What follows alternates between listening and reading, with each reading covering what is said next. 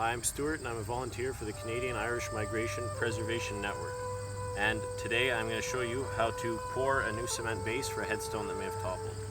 So the first thing you're going to want to do is you're going to want to build yourself a wooden frame that is 3 to 6 inches wider than your stone on each side.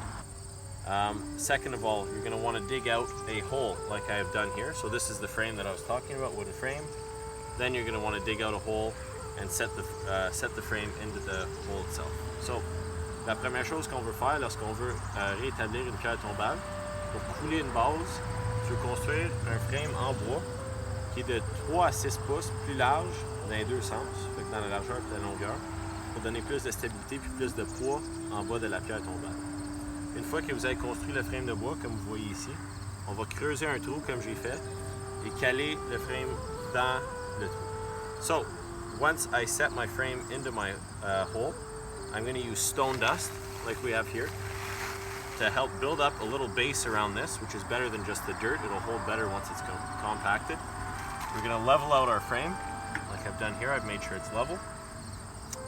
And I am going to want the top edge of this frame to be roughly 2 inches off the ground, 2 inches higher than the surface of the ground.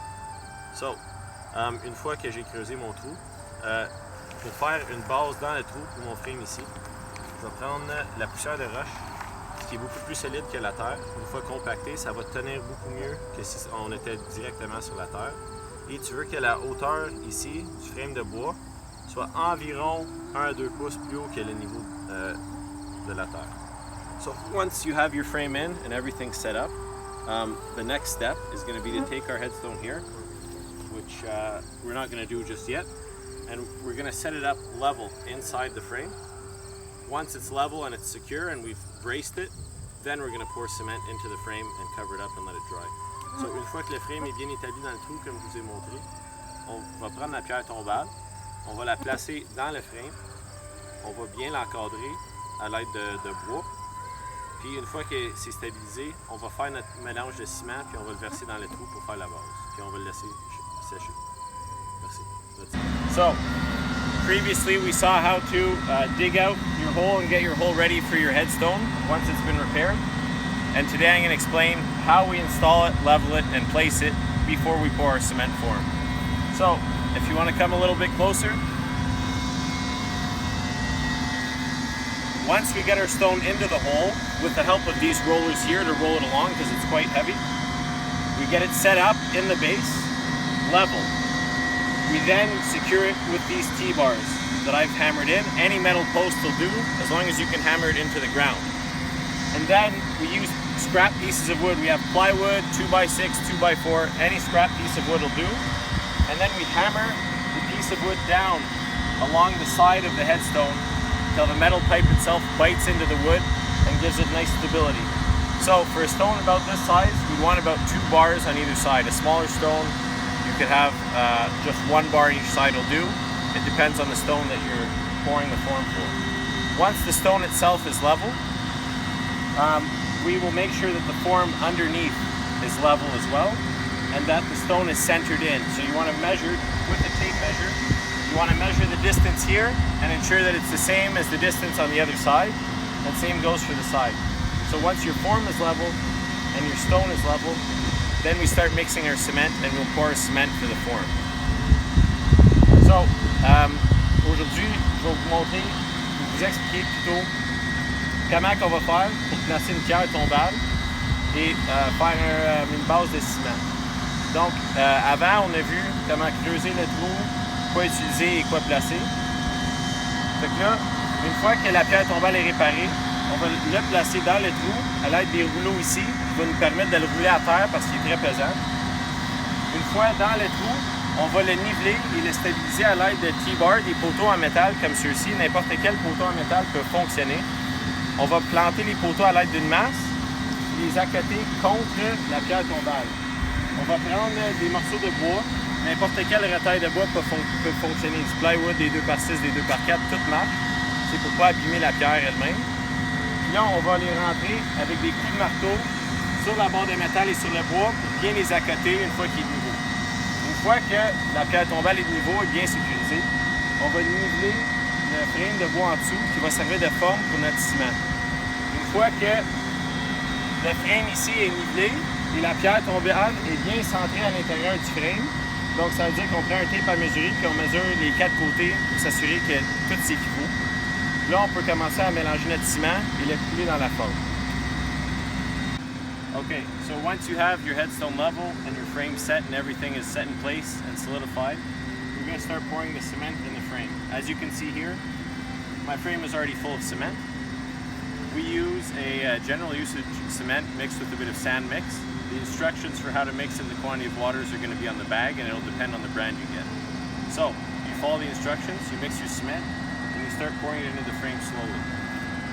Once you've filled up your frame, I use 2 trowels like this, a square trowel and a pointed trowel, to flatten out my surface.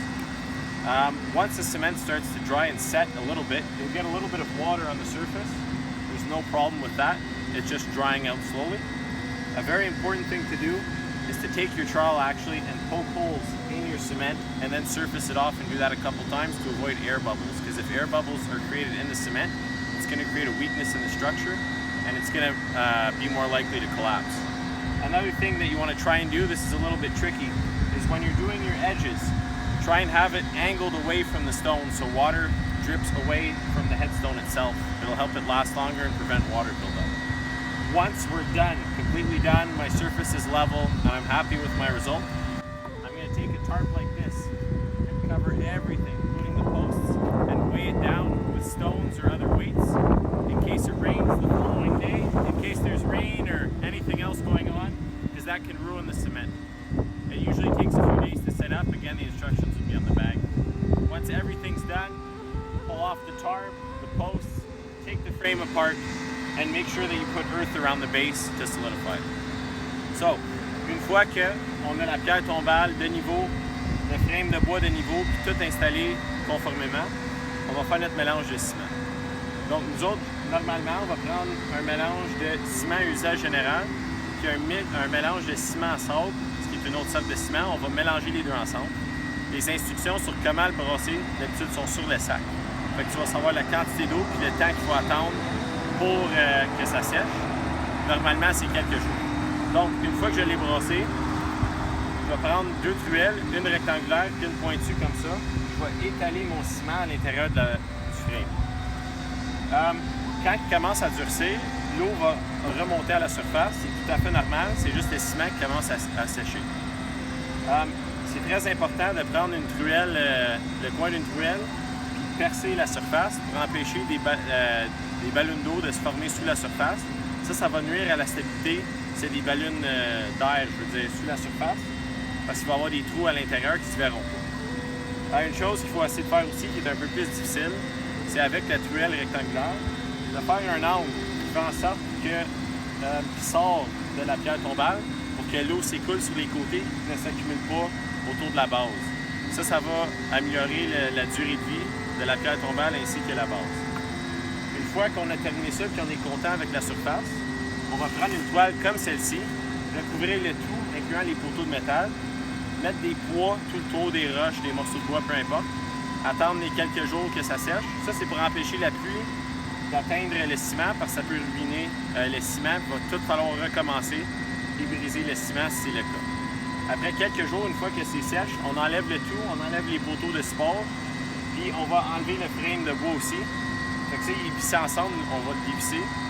Une fois que le tout est fait, c'est important de remplir le contour avec de la pierre pour donner une stabilité à la base de ciment.